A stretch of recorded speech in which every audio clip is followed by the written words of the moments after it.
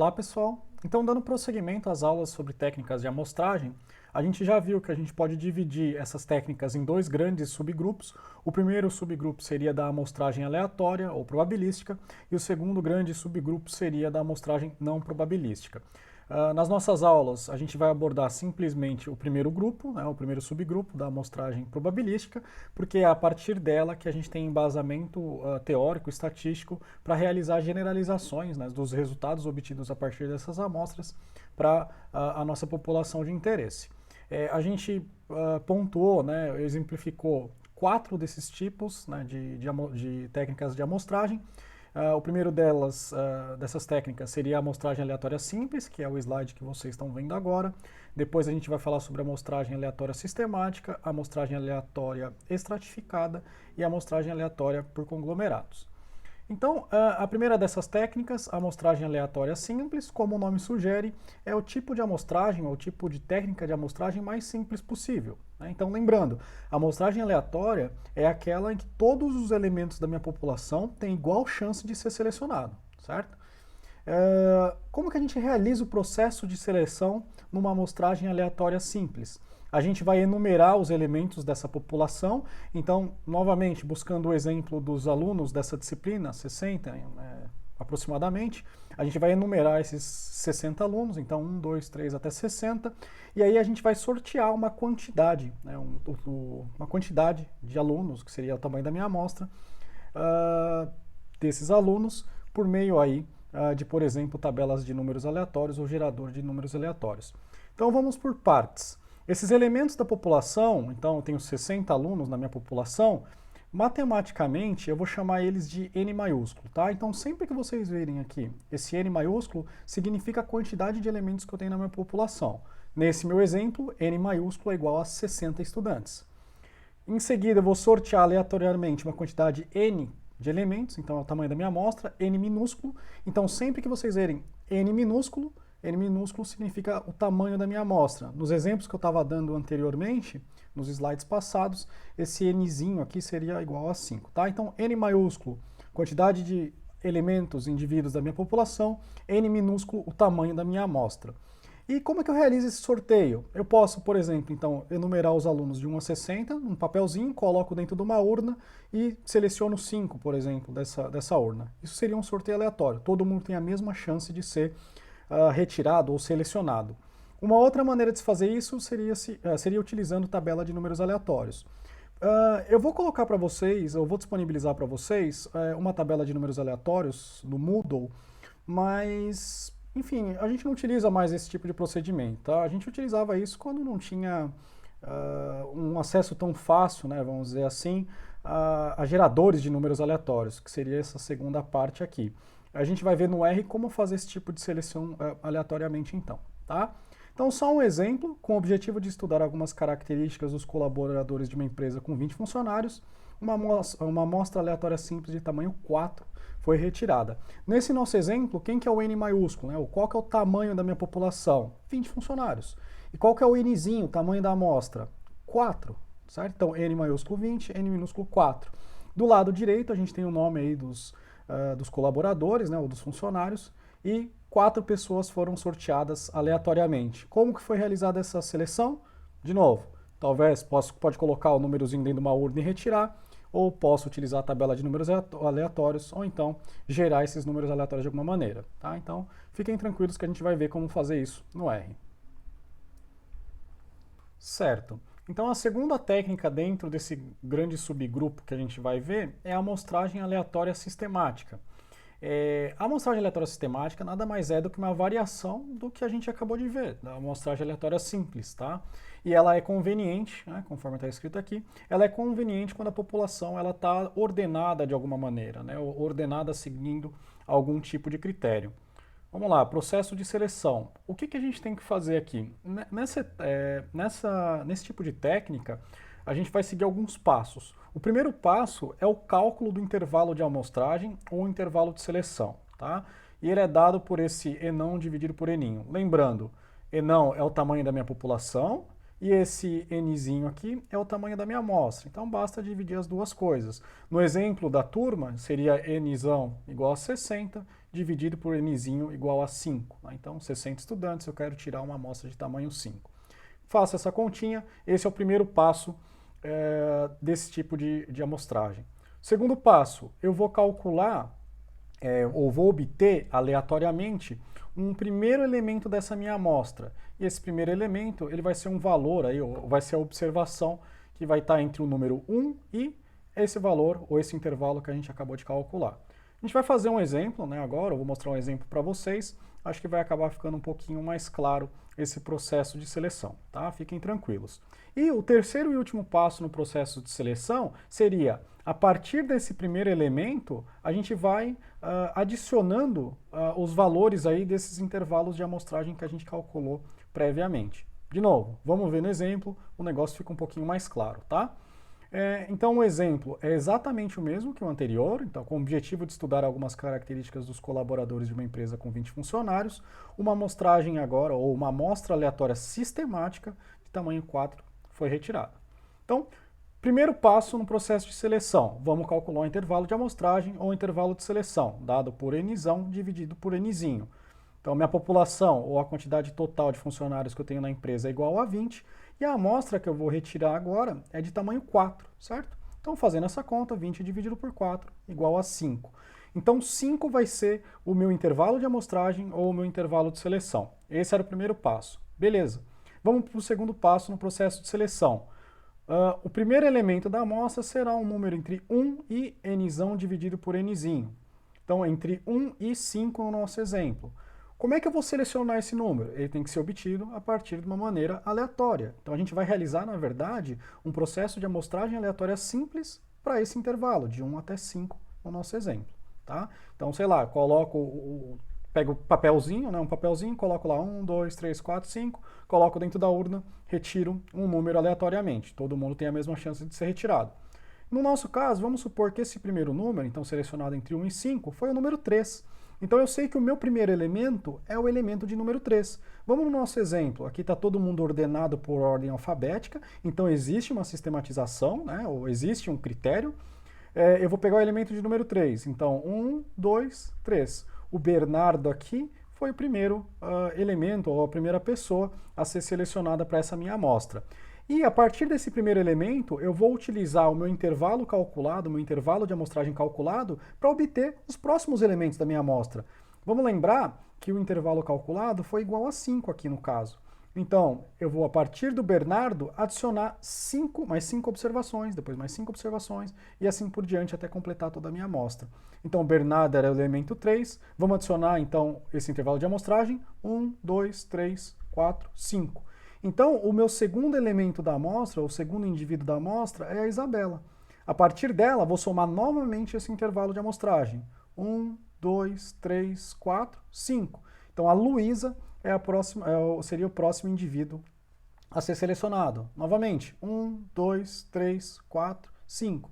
A Rafaela seria a última pessoa aí selecionada para a minha amostra. E desse jeito a gente obtém uma amostra de tamanho 4, né, a partir dessa amostragem aleatória sistemática. Tudo bem? Próxima técnica seria a amostragem aleatória estratificada, né? Nesse caso, ou nos casos anteriores, a gente não considerou que a população poderia estar subdividida de alguma maneira. Vamos supor, por exemplo, dentro da universidade. Dentro da universidade a gente poderia dividir, né, as pessoas entre, por exemplo, professores, técnicos administrativos e estudantes. Né? Então a gente teria aí 3 grupos, né, ou 3 subgrupos dentro de uma população. Quando a gente consegue identificar esses subgrupos, é mais interessante ou mais razoável a gente realizar um processo de amostragem aleatória estratificada. Tudo bem? Porque desse jeito a gente consegue representar todos os grupos ou todos os subgrupos dentro desta população. Então, no caso de uma população heterogênea, em que se pode distinguir subpopulações homogêneas, denominadas estratos, e por isso a amostragem aleatória estratificada, utiliza-se um processo de amostragem estratificada. Então, após a determinação dos estratos, seleciona-se uma amostra aleatória dentro de cada um desses estratos, tá? Então, a determinação dos estratos seria, então, a visualização desses subgrupos. E aí a gente realiza uma amostragem aleatória simples dentro de cada um desses subgrupos. Tá? De novo, de maneira ou de modo a representar todos os grupos dentro dos grupos, né, dessa população. Dentro da amostragem aleatória estratificada, existe um caso especial, que é o que a gente vai utilizar na disciplina, que se chama né, amostragem estratificada proporcional, né, ou amostragem aleatória estratificada proporcional. Então, nesse caso particular de amostragem estratificada, a proporcionalidade do tamanho de cada extrato da população é mantida na amostra. Vamos fazer um exemplo para deixar isso um pouco mais claro também. Tá? Então, de novo, exemplo. Com o objetivo de estudar algumas características dos colaboradores de uma empresa com 20 funcionários, é o mesmo exemplo anterior, tá? 5 do sexo masculino e 15 do sexo feminino, uma amostra aleatória estratificada proporcional de tamanho 4 foi retirada. Então, beleza, a gente tem a mesma população, só que a gente identificou diferentes estratos dentro dessa população. No caso aqui, quem que seriam os estratos? Né? Os estratos eles estão divididos a partir do sexo. Então, a gente tem dentro da população 15 indivíduos do sexo feminino e 5 indivíduos do sexo masculino. Beleza. Eu quero obter uma amostra aleatória estratificada proporcional de tamanho 4. Então, tá. Como que eu obtenho a proporção, né? A proporção da população? Então, proporção vai ser o nzinho dividido por nzão. É ao contrário, né? É o inverso do que a gente fez no slide anterior. Mas desse jeito a gente consegue verificar qual que é a proporção, ou o tamanho da amostra que eu quero retirar, certo? Então, nesse caso, o tamanho da minha amostra é 4 e o tamanho da minha população é 20. 4 dividido por 20, 0,2. Se eu colocar em termos percentuais, 0,2 é a mesma coisa que 20%. Ou seja, o tamanho da amostra que eu estou retirando da minha população vai corresponder a 20% do tamanho da minha população de fato. E o que eu tenho que fazer? Então eu vou pegar 20% das pessoas do primeiro extrato e 20% de pessoas do segundo extrato. E desse jeito a gente consegue manter uma proporcionalidade. Então, no sexo feminino, a gente sabe que a população tem 15 pessoas, 20% de 15 pessoas, então minha amostra tem que ter tamanho 3 dentro desse extrato. E eu tenho 5 indivíduos do sexo masculino, 20% de 5 pessoas, 1 pessoa. Né? Então, observe que a gente manteve a proporção. A gente quer uma amostra de tamanho 4, que corresponde a 20% da população. Para isso, eu vou pegar 3 pessoas do sexo feminino e 1 pessoa do sexo masculino, que correspondem 20% das pessoas do sexo feminino e 20% das pessoas do sexo masculino. Tá? Desse jeito, a gente consegue manter a representatividade de todos os estratos dentro da minha população de interesse. Então, o que eu tenho que fazer? Bom, sabendo que eu tenho que retirar 3 pessoas do sexo feminino, eu faço uma amostragem aleatória simples para essas 15 pessoas. Então, sei lá, coloco lá no papelzinho 1, 2, 3 até 15, retiro 3 pessoas com uma amostragem aleatória simples, todo mundo vai ter a mesma chance de ser retirada dentro daquele extrato. Faço a mesma coisa para o sexo masculino, então 1, 2, 3, 4, 5, coloco dentro da urna, retiro um papelzinho e vou ter selecionado aleatoriamente uma pessoa do sexo masculino. Nesse exemplo aqui foram selecionados então a Helena, a Isabela, a Luísa, e do sexo masculino a gente selecionou o Matheus. Certo, pessoal? E aqui a gente tem a quarta e última técnica que a gente vai conversar, que é a amostragem aleatória por conglomerados. Ela tem algumas particularidades, tá? Mas o que seria um conglomerado? Né? Então, como está escrito aqui, um conglomerado é um agrupamento de elementos de uma população. Então, nesse caso, seleciona-se um ou mais conglomerados por meio de uma amostragem aleatória. E no caso, por exemplo, de uma entrevista com pessoas, todos os indivíduos desse conglomerado são entrevistados. Né? Se necessário, os conglomerados podem ainda ser subdivididos em outros conglomerados. Então, o que acontece aqui? O indivíduo final que a gente vai selecionar na amostra, ou a quantidade de indivíduos final que a gente vai utilizar na amostra, essa quantidade ela é conhecida nos três tipos de amostragem anterior que a gente conversou. Aqui na amostragem aleatória por conglomerados, a gente não sabe exatamente a quantidade de indivíduos que vai compor a amostra final. E eu vou explicar o porquê. Tá? Nesse exemplo, vamos considerar o seguinte, né? Então um pouquinho diferente do que a gente viu anteriormente. Nesse exemplo, a gente vai pegar a cidade de Florianópolis. Então vamos supor que todos os indivíduos que moram em Florianópolis são aí, a população de interesse é todos os indivíduos que moram na cidade de Florianópolis. Então essa é a nossa população de interesse. Vamos realizar uma amostragem aleatória por conglomerados. Então, primeira coisa, vamos esquecer esse estágio 2 que está aqui no exemplo, vamos considerar só o estágio 1, tá? Então, o que seria a amostragem aleatória por conglomerados? População de interesse, Florianópolis. Eu vou dividir, por exemplo, a cidade de Florianópolis por meio dos seus bairros. Então, tem a Trindade, Estreito, Centro, Pantanal, Carvoeira e assim por diante, certo? O que eu vou fazer? Eu vou selecionar aleatoriamente, ou seja, eu vou utilizar uma amostragem aleatória simples para selecionar um desses bairros. Então, vamos supor lá que eu coloquei, enumerei todos esses bairros, 1, 2, 3, 4, até a quantidade de bairros que a gente tem, e eu seleciono um deles. Selecionei, por exemplo, Trindade. Então, a Trindade foi o bairro selecionado. Se eu parasse a minha amostragem aleatória por conglomerados nesse primeiro estágio, todos os indivíduos que moram dentro desse bairro deveriam ser entrevistados.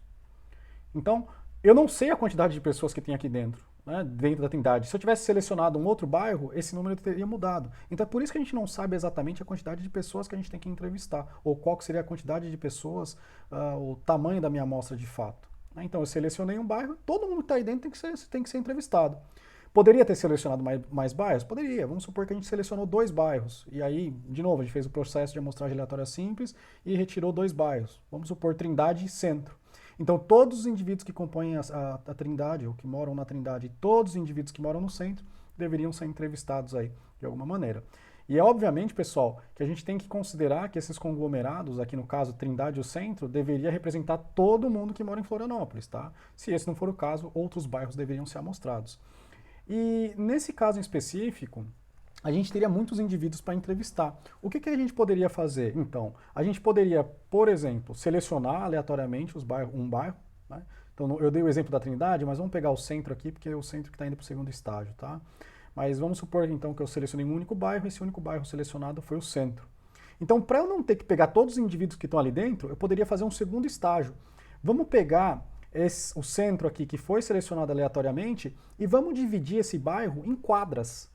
Então vai ter a quadra 1, quadra 2, quadra 3, quadra 4, né, até a quadra K aqui. Né? Não sei exatamente o que seria esse número. Né? Mas aí o que eu faria? Eu faria um outro processo de amostragem aleatória simples e selecionaria a quantidade de quadras que eu desejar. Vamos supor que eu quero 2 quadras, por exemplo. Então seleciono, de novo, coloco dentro da urna, quadra 1, quadra 2, quadra 3, assim por diante, e eu selecionei aleatoriamente e peguei a quadra 1 e a quadra 2, por exemplo. Então todos os indivíduos que moram na quadra 1 e todos os indivíduos que moram na quadra 2 deveriam ser entrevistados. Então observem que a gente faz uma amostragem aleatória simples em cada um desses estágios. Tá? Poderia subdividir essas quadras em ruas, por exemplo. Tá? Mas no último estágio, a gente tem que selecionar todos os indivíduos que estão ali nesse conglomerado que a gente selecionou. Tudo bem? Então acho que por esse vídeo é isso. Tá? Muito obrigado.